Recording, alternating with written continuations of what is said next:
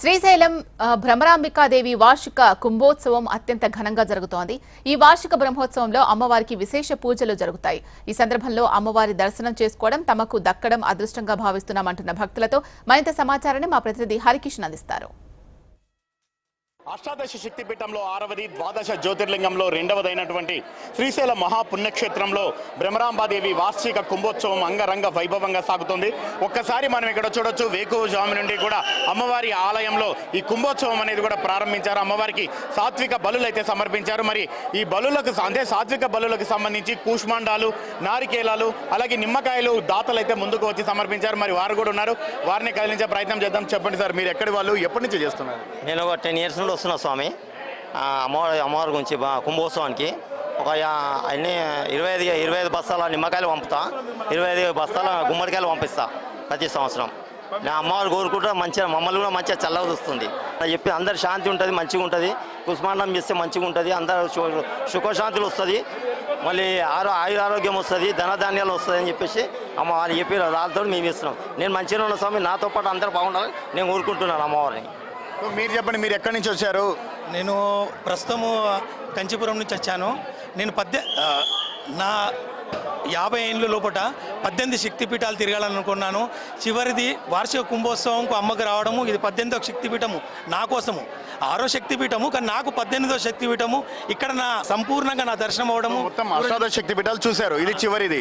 ఈ రోజు వచ్చారు అనుకోకుండా, కరెక్ట్ 40 రోజులకు అనుకోకుండా అమ్మనే పిలిపించింది.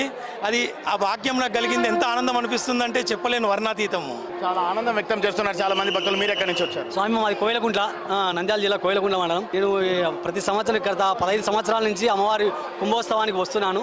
నాకు ప్రతి సంవత్సరం మేము 101 టెంకాయ, మా శక్తి కొద్ది నిమ్మకాయలు, గుమ్మడికాయలు తీసుకొచ్చి ఇస్తాము.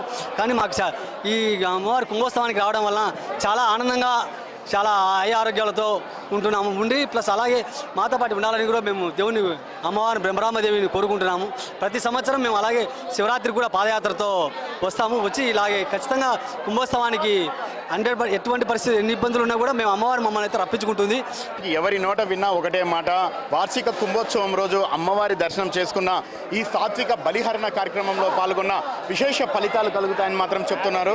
జనాలకు ఎటువంటి ఆపదపాయాలు రాకుండా వచ్చిన వాళ్ళని సల్లంగా చూడడానికి, మనకు అన్ని విధాలు ఆమె తోడుగా ఉండి మనల్ని కాపాడడానికి, ఆ అమ్మవారి యొక్క శక్తిని మనకు తీసుకుని మనకు సంబంధించిన విధి విధానాల్లో మనం కాపాడుకోవడానికి కూడా ఆ తల్లిని మనం చాలా జాగ్రత్తగా రక్షించుకోవడానికి ఈరోజు ఈ విధానం అనేది చేసి ఎవరైతే నైవేద్యంగా స్వీకరిస్తారో వాళ్ళ కష్టాలు ప్లస్ వాళ్ళకి ఏమన్నా జరగనివి కానీ, వాళ్ళకి ఏమైనా ఇబ్బందులున్నా, ఆరోగ్య ట్రబులున్నా అన్ని సమస్యలకి పరిష్కారం ఆ కుంభంలో పోసే అన్నాన్ని ఎవరైనా ఒక ముద్ద తీసుకొని కనీసం ఒక మెతుకు దొరికినా సరే ఆ మెతుకుని ఎవరైతే తింటారో వాళ్ళకి ఎటువంటి కష్టాలు ఉండవు, వాళ్ళ సమస్యలు ఏమున్నా కూడా తీరిపోతాయి, చాలా ఆనందంగా జీవితాన్ని గడపచ్చు. ఇది సంవత్సరానికి ఒకే ఒక రోజు వచ్చే మహాకుంభాభిషేకం. థ్యాంక్ యూ స్వామి. అలాగే కొందరు మహిళలు కూడా ఉన్నారు. మీరు ఎక్కడి నుంచి వచ్చారమ్మా? మీరు ఎక్కడి నుంచి వచ్చారు? మేము మహానంది నుంచి వచ్చినామండి.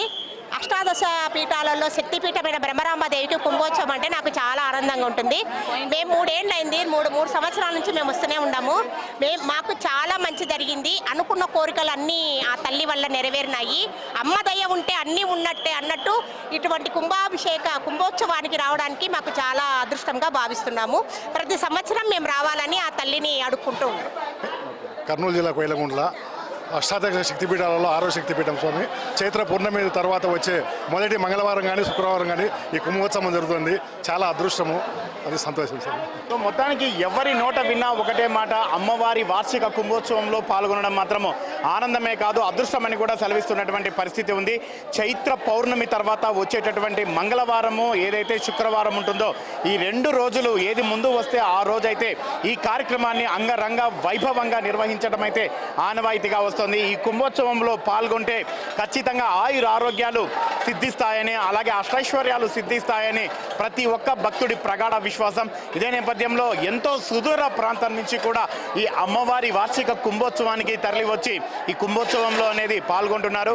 ఉదయం అమ్మవారికి సాత్విక బలిహరణ కార్యక్రమం అయితే పూర్తయిపోయింది. సో దీని తరువాత అమ్మవారికి విశేషమైనటువంటి క్రతువులు అనేవి నిర్వహిస్తారు. ఇంటల్ల అన్నాన్ని కుంభంగా పోసి అమ్మవారి ఆలయం ముందర స్వామివారి ఆలయంలో పనిచేసేటటువంటి ఉద్యోగి స్త్రీ వేషధారణతో అమ్మవారికి కుంభహారతి అనేది సమర్పిస్తారు.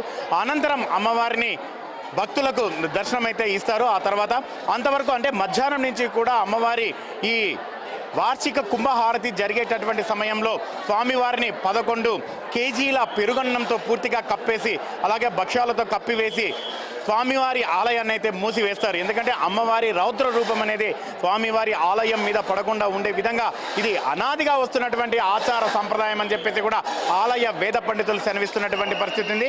ఏది ఏమైనప్పటికీ కూడా వార్షిక కుంభోత్సవంలో పాల్గొనేందుకు మక్కువ చూపుతున్నటువంటి భక్తులకు ఈ ఆలయంలో ఒక సరికొత్త ఆధ్యాత్మిక శోభ విస్తరిస్తుందనడంలో ఎటువంటి అతిశయోక్తి లేదు. కెమెరామెన్ రామ్మోహన్తో హరికిషన్, HM TV, శ్రీశైలం, నంద్యాల జిల్లా.